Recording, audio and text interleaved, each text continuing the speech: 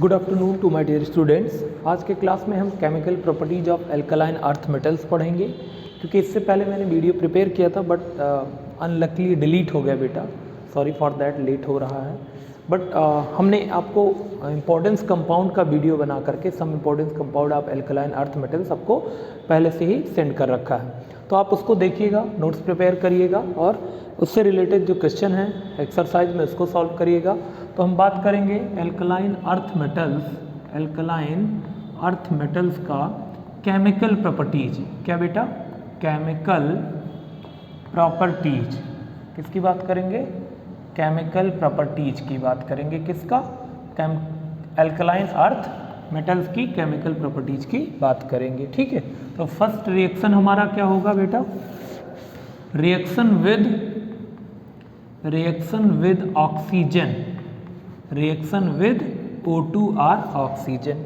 ठीक है, तो अगर हम बात करें तो mostly beryllium and magnesium are less reactive toward oxygen, but condition देने पर रिएक्शन हो जाता है, but they can form the layer of film of self oxide on itself, मतलब अपने ऊपर ही ये क्या बना लेते हैं, एक फिल्म या लेयर बना लेते हैं। जैसे हम बात करें Be प्लस O2, ठीक है, ये रिएक्शन करेगा, बनाएगा क्या बेटा? BeO। बैलेंस करने के लिए 2 कर लो, बैलेंस हो गया। अब Be का सपोज दैट ये न्यूक्लियस है, ये इसकी साइज है, इसके ऊपर क्या बन जाएगा? बेरिलियम ऑक्साइड की ही लेयर बना लेगा। ठीक है, तो इसकी वजह से इसकी रिएक्टिविटी ऑक्सीजन के टुवर्ड लेस हो जाती है अब, और ऑक्सीजन इसको रिएक्ट नहीं कर पाएगा। सेम लाइक दैट ऑक्सीजन भी यही करता है बेटा, मैग्नीशियम भी यही करता है। क्या करता है? यही मैग्नीशियम भी करता है। बैलेंस करने के लिए यहाँ कर लो, तो मैग्नीशियम भी यही करेगा। ठीक है, ये भी अपने सरफेस पे मैग्नीशियम ऑक्साइड की लेयर या फिल्म बना लेता है, इसी वजह से इसकी भी रिएक्टिविटी ऑक्सीजन के टुवर्ड लेस हो जाती है। एक्स्ट्रा आपको मैं बता दूं, एल्युमिनियम भी यही काम करता है, एल्युमिनियम ऑक्साइड की लेयर बना लेता है अपने सरफेस पे, और इसकी रिएक्टिविटी भी ऑक्सीजन और वाटर के टुवर्ड बहुत लेस हो जाती है। ठीक है, अदर मेटल्स जितने भी हैं, जैसे कैल्शियम बताएं, कैल्शियम ये भी ऑक्सीजन से रिएक्ट करके बहुत आसानी से रिएक्शन कर लेता है और कैल्शियम ऑक्साइड बना लेता है। ठीक है, Sr ऑक्सीजन से रिएक्ट करता है, तेजी से रिएक्शन करता है, रैपिडली करता है, एंड फॉर्म SrO2। क्या बना लेता है? SrO2। एंड Ba ऑक्सीजन से रिएक्शन करता है बेटा, क्या बना लेता है? BaO2।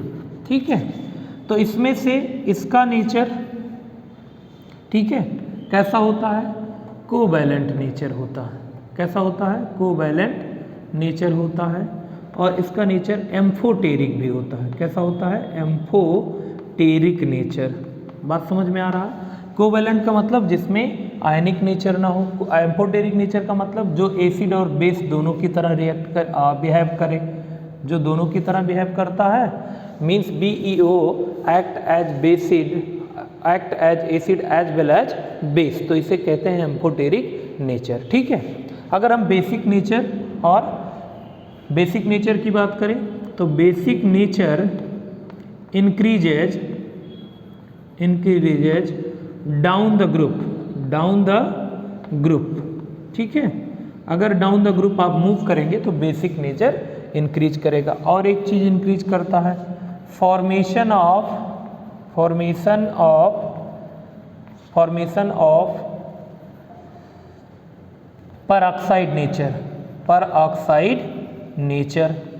परऑक्साइड नेचर भी नीचे की तरफ जाने पर इंक्रीज करता है। इतनी बातें आपको पता होना चाहिए।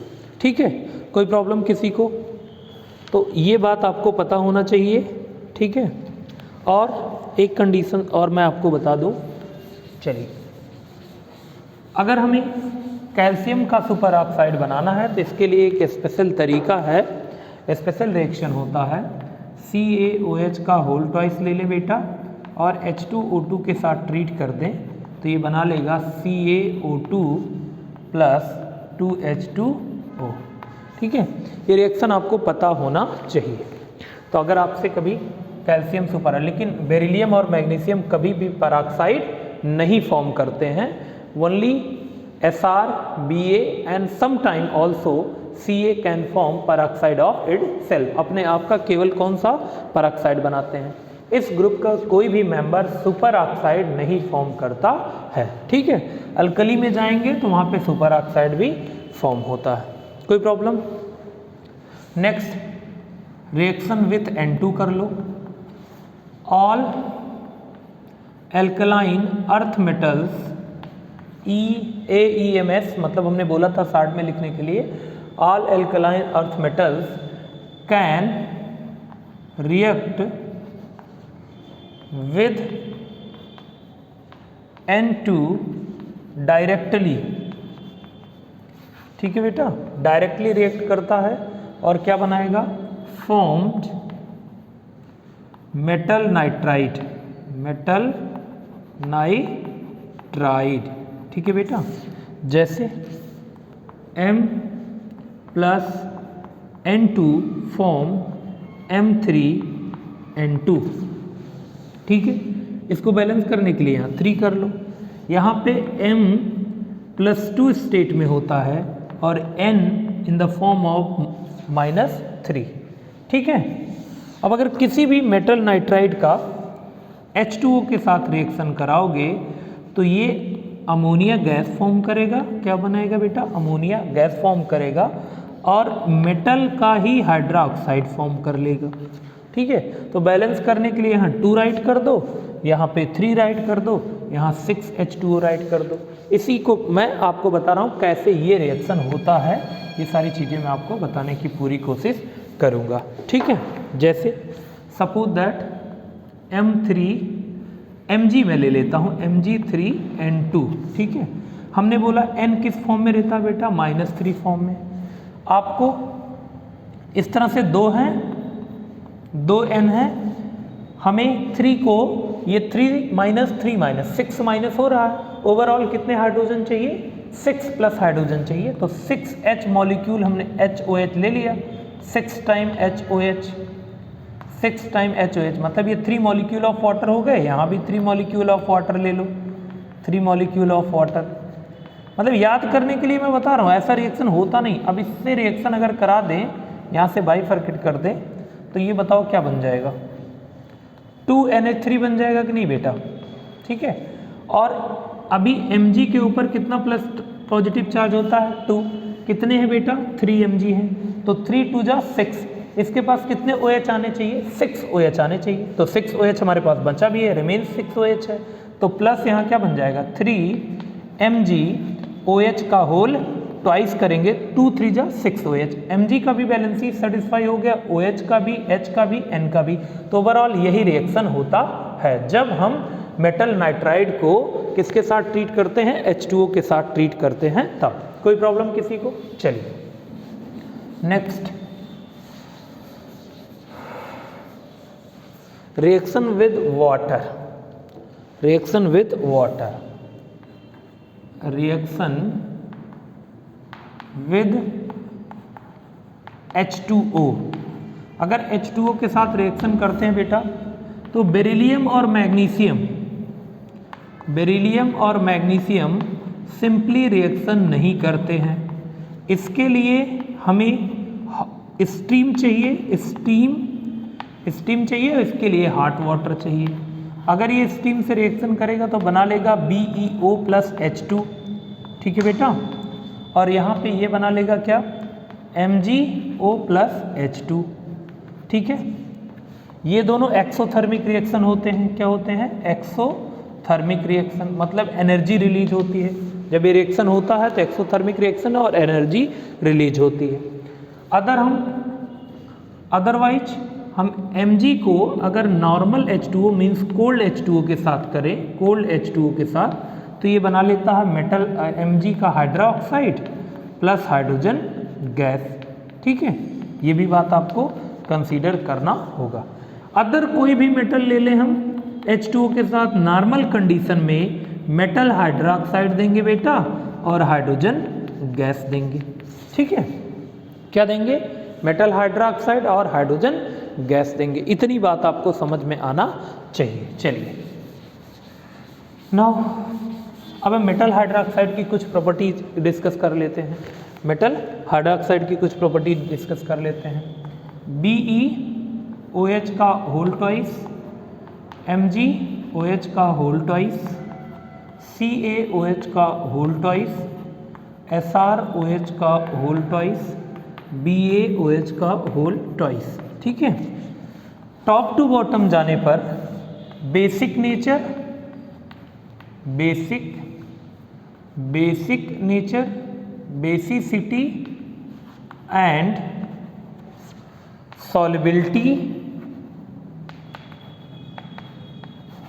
as well as ionic nature increases। ठीक है बेटा, इतनी बात आपको पता होना चाहिए इसके बारे में।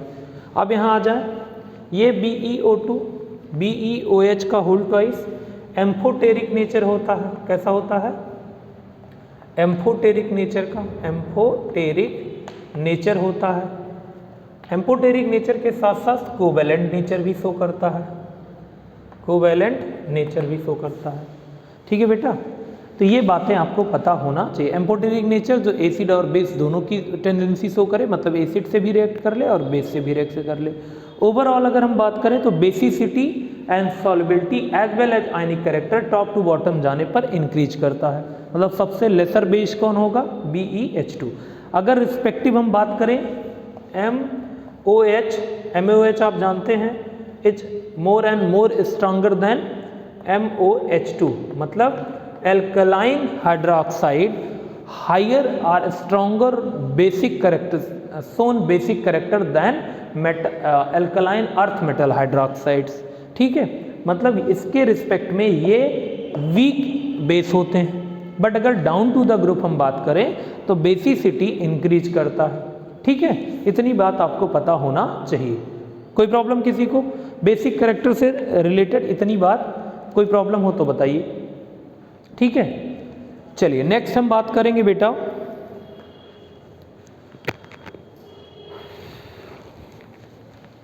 Just a minute. अब इसके एम्फोटेरिक नेचर्स को कंसीडर कर लेते हैं। एम्फोटेरिक नेचर की बात करेंगे तो जैसे BeOH का होल ट्वाइस अगर HCl के साथ रिएक्शन करता है और H2O है, या BeOH का होल ट्वाइस अगर NaOH और H2O के साथ रिएक्शन करता है तो वेरिलेट आयन बनाएगा। बट देखिए दोनों कंडीशन अलग अलग हैं। जैसे BeH2O का होल 4 एंड Cl2 बना लेगा बेटा, और यहाँ क्या बना लेगा? Na2 BeOH का होल 4, ये रिएक्शन है। ठीक है, यहाँ पे 2 कर लो। तो ओवरऑल ये रिएक्शन आपको कंसीडर, देखो BeOH का एम्फोटेरिक नेचर है कि नहीं? एसिड से भी रिएक्शन कर रहा, बेस से भी रिएक्शन कर रहा। तो यही नेचर अगर कोई कंपाउंड शो करता है तो that is called amphoteric nature of that compound. उस कंपाउंड का पर्टिकुलरली कौन सा नेचर होता है? एम्फोटेरिक नेचर कहते हैं। ठीक है, कोई प्रॉब्लम किसी को? तो ये हाइड्रोक्साइड की प्रॉपर्टी ओवरऑल हमने डिस्कस कर लिया। ठीक है, चलिए now will discuss about the another reaction. Just a minute, another reaction with H2, reaction with H2, reaction with H2 hydrogen के साथ रिएक्शन विद हाइड्रोजन। जैसे all metal react to hydrogen form metal hydride except Be नहीं बनाता। Otherwise जितने भी metal हैं सब hydrogen से डायरेक्टली रिएक्शन करते हैं, मेटल हाइड्राइड बनाते हैं, चाहे Mg है, Ca, Br and Ba, any other कोई भी हो एक्सेप्ट कौन, BeO। ठीक है, इसका हाइड्राइड बनाने के लिए हम स्पेशल टेक्निक यूज करते हैं, जैसे BeCl2 को रिएक्ट करा दें LiAlH4 के साथ। ठीक है, तो क्या बना लेगा, BeH2 प्लस LiCl AlCl3। ठीक है, इसको आप बैलेंस कर सकते हैं, कोई प्रॉब्लम आपको नहीं होगा। ठीक है बेटा, बैलेंस कर लीजिएगा। अब हम कुछ प्रॉपर्टी देखते हैं हाइड्राइड की। BeH2, MgH2, CaH2, SrH2 and BaH2। ठीक है बेटा, ये दोनों कोवैलेंट नेचर के होते हैं। कैसे होते हैं, कोवैलेंट नेचर के होते हैं। कैसे होते हैं बेटा, कोवैलेंट नेचर के होते हैं। और ये रिमेन्स 3 आयनिक नेचर के होते हैं। कैसे होते हैं, आयनिक इन नेचर। ठीक है, आयनिक इन नेचर। बात समझ में। स्टेबिलिटी की बात करें तो टॉप टू बॉटम डिक्रीज करता है। स्टेबिलिटी ऑफ हाइड्राइड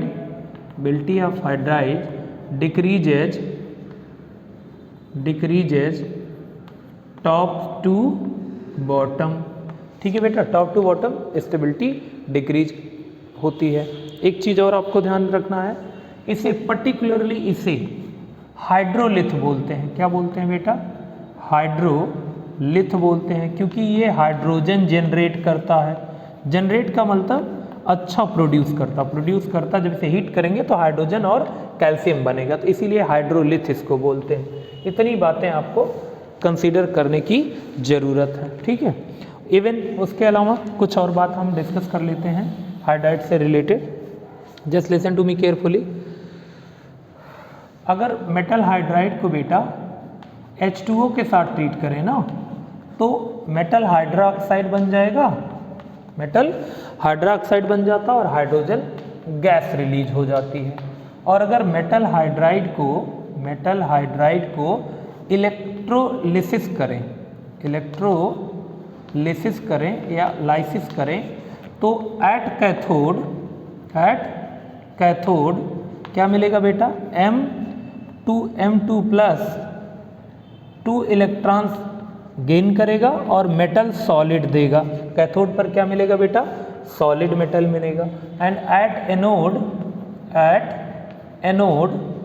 क्या मिलेगा, 2H माइनस इलेक्ट्रॉन डिस्चार्ज करेगा और क्या बना लेगा, हाइड्रोजन गैस। ये दोनों फेनोमेना साथ साथ होता है। तो जैसे ये इलेक्ट्रॉन डिस्चार्ज करता है, ये गेन करके मेटल सॉलिड बना लेता है और ये हाइड्रोजन गैस बना लेता है। हम बार डिफरेंट टाइम पे लिखते हैं, बट ये दोनों प्रोसेस इलेक्ट्रोलिसिस पे सेम टाइम पे होता है। ठीक है, चलिए अब मेटल हाइड्राइड में हमने बोला ये कोवैलेंट नेचर के होते हैं, ये दोनों कोवैलेंट नेचर होते हैं और पॉलीमराइजेशन शो करते हैं। तो BeHBeH इस तरह से इसका कुछ स्ट्रक्चर हमें पॉलीमेरिक फॉर्म में मिलता है। ठीक है बेटा, ये स्ट्रक्चर है BeH2 का। और same like that also you will find the structure of MH2 का भी। ठीक है बेटा, MgH2 का भी सेम स्ट्रक्चर आपको ऐसे ही मिलेगा। तो ये सारी बातें आपको कंसीडर करना होगा। ठीक है, कोई प्रॉब्लम किसी को। चलिए आगे हम बात करेंगे reaction with X2। Reaction with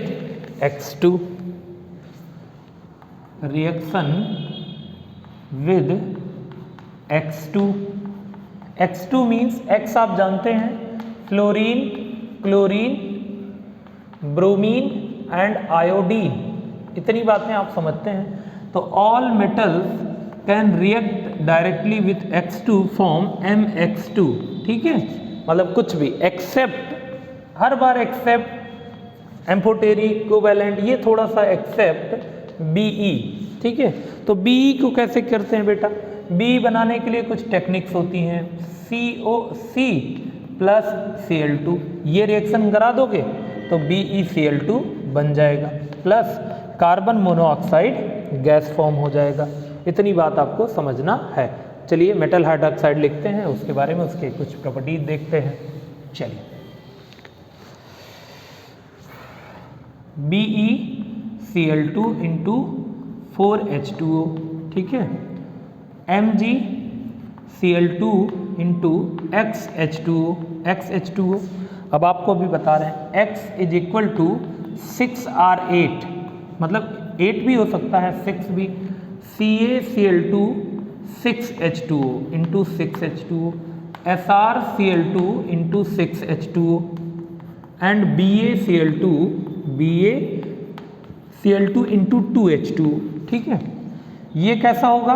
covalent nature का, कोवैलेंट नेचर का होता है, ठीक है बेटा।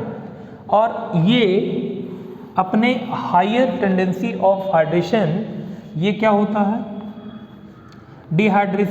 डिहाइड्रेटिंग एजेंट के फॉर्म में यूज किया जाता है। डिहाइड्रेटिंग एजेंट आपने इलेक्ट्रॉनिक ऑपरेटस कोई भी खरीदा होगा, आपको सिलिका का पाउच मिलता है कि कोई भी मॉइस्चर या नमी अंदर जाए तो सिलिका उसको एब्जॉर्ब कर ले, ठीक है। Just like that chemical industries में या लैब में ये CaCl2 as a dehydrating agent, मतलब कहीं भी अगर मॉइस्चर थोड़ा बहुत बन रहा तो उसको अपने पास एक्वायर कर लेगा, एब्जॉर्ब कर लेगा, इसीलिए CaCl2 का यूज वहाँ पे किया जाता है, ठीक है। ये सभी किस नेचर के होते हैं बेटा? आयनिक नेचर के होते हैं। कैसे नेचर के होते हैं? आयनिक नेचर के।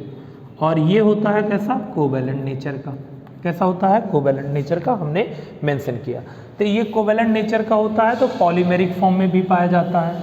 किस फॉर्म में पाया जाता है? पॉलीमेरिक फॉर्म में। और इसकी स्टेट अलग अलग टाइम पे अलग अलग पॉलीमेरिक फॉर्म में ये अवेलेबल होता है। Now we will discuss. जब ये सॉलिड फॉर्म में होता है, BeCl2 इन फॉर्म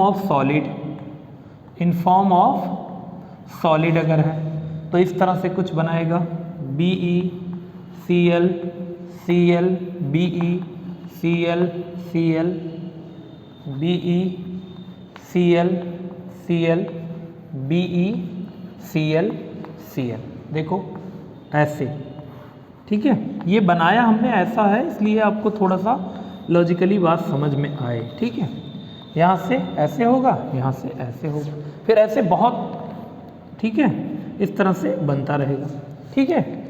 अब ये कब होगा? जब सॉलिड फॉर्म में होगा। सॉलिड फॉर्म में होगा, देखो 2 सिग्मा बॉन्ड है और हमने बोला था कि इसको भी कोऑर्डिनेट बॉन्ड को सहसंयोजक बंध वो सिग्मा एज्यूम करते हैं, तो overall sigma is equal to हो जाएगा 4 बॉन्ड। अगर 4 बॉन्ड है, सिग्मा 4 है, सिग्मा की वैल्यू 4 है या total number of sigma bond 4 है, तो हाइब्रिडाइजेशन क्या हो जाता है बेटा? sp3। तो ओवरऑल अगर यहाँ आपसे सॉलिड फॉर्म में हाइब्रिडाइजेशन ऑफ B पूछा जाए तो कैसा होगा? sp3, ठीक है, जब सॉलिड फॉर्म में होगा। तो ये बात आपको समझ में आना चाहिए। ये पॉलीमेरिक फॉर्म है, ये भी पॉलीमेरिक फॉर्म है। अगर ये वेपर फॉर्म में है, किस फॉर्म में है बेटा? वेपर फॉर्म में है, तो वेपर फॉर्म में ये डायमेरिक फॉर्म में पाया जाता है, Cl BeCl, ठीक है, BeCl Cl, देखो ये डायमेरिक फॉर्म है इसका। यहाँ पे कितने बॉन्ड हो रहे हैं? सिग्मा की वैल्यू क्या आ रही है? 3, तो इस पे कौन सा हाइब्रिडाइजेशन होगा? sp3। ये बात, ये डायमेरिक फॉर्म है, ठीक है बेटा। ये BeCl2 का डायमेरिक फॉर्म है जब वेपर फॉर्म में होता है, ठीक है। और बहुत हाईएस्ट टेम्परेचर पर BeCl2 एट 1200 केल्विन के अप्रॉक्स ये इस फॉर्म में पाया जाता है, लीनियर फॉर्म में। कैसा? लीनियर फॉर्म में। और ये कितने सिग्मा है? sp, sigma is equal to 2, तो कौन सा हाइब्रिडाइजेशन होगा बेटा? sp2 होगा, ठीक है। इतनी बात अगर आपको समझ में आ रहा है तो ठीक है, आगे प्रोसीड करते हैं, ठीक है बेटा। कोई दिक्कत किसी को? नाउ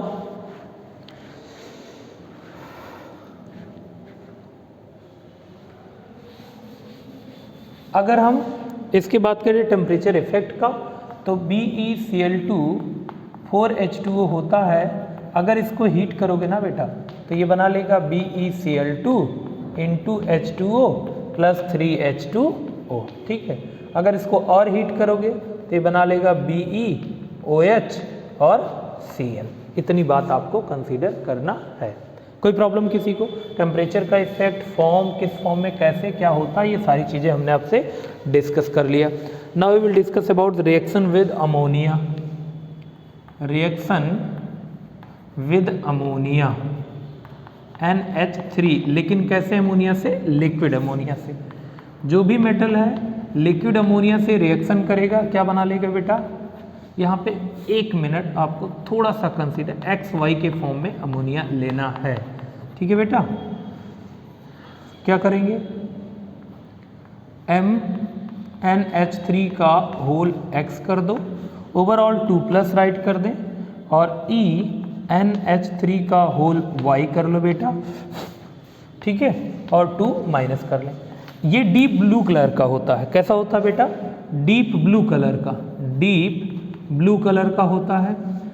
इलेक्ट्रिसिटी कंडक्ट करता है, इलेक्ट्रिसिटी कंडक्ट करता है, और paramagnetic nature. It all these property due to solvated electron. Solvated electron किसकी वजह से होता है? साल्वोनेटेड इलेक्ट्रॉन की वजह। ये सारी चीज़ें हम एल्कली मेटल्स में भी अच्छे से डिस्कस किए थे, ठीक है बेटा? ये बातें आपको आना चाहिए, ठीक है? चलिए, now we will discuss about the some importance compound of that. जैसे suppose that metal sulphate, metal carbonate, metal nitrate and metal bicarbonates, ठीक है? अब BeHCO3, MgHCO3, CO3 का होल ट्वाइस, CaHCO3 का होल ट्वाइस, एंड SrHCO3 का whole twice, and BaHCO3 का whole twice. अगर यहाँ मेंशन करें ना बेटा, तो all are soluble in water, ठीक है? और थर्मल स्टेबिलिटी की बात करें, थर्मल स्टेबिलिटी इंक्रीज करता है टॉप टू बॉटम, ठीक है? मतलब मेटल बाइकार्बोनेट्स को अगर हीट करोगे बेटा, तो ये metal carbonate plus CO2 plus water बनाएगा। इतनी बात आपको समझ में आना चाहिए, ठीक है? अगर हम बात करें, there are only some bicarbonates, they are exist in solid form, जैसे NaHCO3, CSHCO3, RbHCO3 and NH4HCO3. These are the only bicarbonates of metals and some ions which can exist in solid form. They all can't exist in solid form because they are highly soluble in water. तो अब bicarbonates को मैं save कर दे रहा हूँ, ठीक है बेटा? चलिए, कोई प्रॉब्लम? नाउ मेटल नाइट्रेट्स की बात करें, BeNO3 का whole twice, MgNO3 whole, CaNO3 का होल ट्वाइस, ठीक है? SrNO3 होल ट्वाइस, BaNO3 का होल ट्वाइस। आपको मैंने बताया था हाइड्रेशन एनर्जी डोमिनेट करता है लैटिस एनर्जी पर। लैटिस मतलब जालक ऊर्जा, और हाइड्रेशन मतलब जल योजन ऊर्जा। मतलब ये जल योजन ऊर्जा डोमिनेंट फैक्टर करता है लैटिस एनर्जी पर। ड्यू टू दैट इनकी सॉल्युबिलिटी डिक्रीज करता है। क्या करता है? Decreases top to bottom. Top to bottom इनकी सॉल्युबिलिटी डिक्रीज करती है। ये बात आपको समझना है, ठीक है? और इधर की बात करें, अगर थर्मल स्टेबिलिटी की बात करें तो ये इंक्रीज करता है बेटा। क्या करता है? इंक्रीज करता है। बट अगर हम बात करें मेटल नाइट्रेट को हीट किया जाए, मेटल नाइट्रेट को हीट किया जाए, ठीक है, तो ये क्या बना लेंगे, metal oxide plus NO2 plus O2। Balance आपको करना है, बैलेंस कर लीजिएगा। और ये ब्राउन कलर की गैस होती है, किस कलर की, ब्राउन कलर की गैस होती है। मेटल नाइट्रेट के बारे में इतनी बातें आपको पता होना चाहिए, ठीक है बेटा।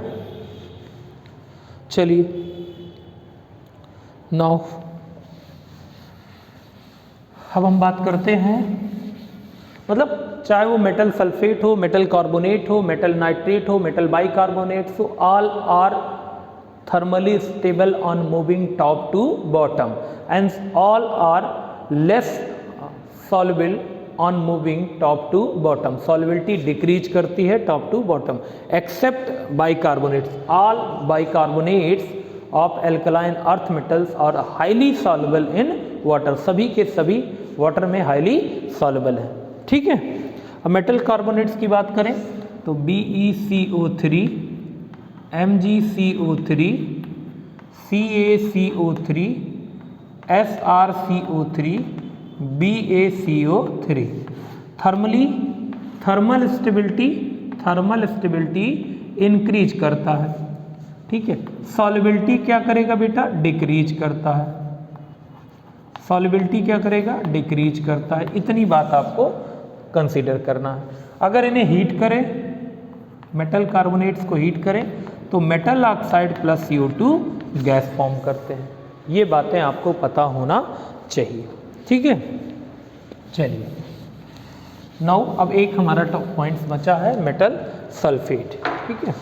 मेटल सल्फेट की बात करें तो BeSO4, MgSO4, CaSO4 and SrSO4, BaSO4, ठीक है बेटा। सेम वही कंडीशन, जो बातें दो हमने लिखा है वो आपको आना चाहिए। क्या क्या, अगर थर्मल स्टेबिलिटी की बात करें तो इंक्रीज करता है, सॉल्युबिलिटी की बात करें तो डिक्रीज करता है, ठीक है। और अगर इनकी थर्मल स्टेबिलिटी, ये दोनों वाटर में सॉल्युबल हैं, they are soluble in water, they are soluble in water, ठीक है। उसके अलावा अदर नीचे की तरफ जाएंगे तो solubility time to time decrease करती जाती है, ठीक है। हीट करने पर metal oxide SO2 plus O2 gas, sometime you also will find SO3 sulphur trioxide. इतनी बातें आपको इनके केमिकल प्रॉपर्टीज से रिलेटेड हमने डिस्कस करना था, ठीक है। सम इम्पोर्टेंस कंपाउंड हमने ऑलरेडी आपको डिस्कस करके यूट्यूब पे वीडियो भी भेज दिया है। अगर आपकी कोई इश्यूज होंगी तो आप हमें कमेंट या टेक्स्ट जरूर करिएगा, ठीक है, मैं कोशिश करूँगा। बट एक चीज़ और है बेटा, आप इस केमिकल प्रॉपर्टीज को कंसीडर करिएगा और NCERT बुक रखिएगा, नोट्स रखिएगा, इवन आपके जो पास रेफरेंस बुक है, और क्वेश्चंस को भी सॉल्व करने की कोशिश करिएगा। जब तक आप कंसेप्चुअली डेवलप होने के बाद क्वेश्चन सॉल्व नहीं करेंगे तो आपके दिमाग में वो चीज़ें रहेंगी नहीं, रुकना नहीं है। स्टेबिलिटी बहुत कम आती है जब तक हम क्वेश्चंस को कवर अप नहीं करते हैं। तो एक्सरसाइज कंप्लीट करिएगा। ओवरऑल आपका S ब्लॉक कंप्लीट हो गया है। अब हम जनरल ऑर्गेनिक केमिस्ट्री की बात करेंगे या फिर हम हाइड्रोकार्बन की बात करेंगे, बट उससे पहले हम NCERT का जो एक्सरसाइज लास्ट में दिया होता उसको कवर अप करेंगे, ठीक है। तो आज के लिए इस वीडियो में इतना ही। आगे फिर भी जिस वीडियो में मिलेंगे हम नए टॉपिक के साथ मिलेंगे। आज के लिए इतना ही। That's all. Thank you very much.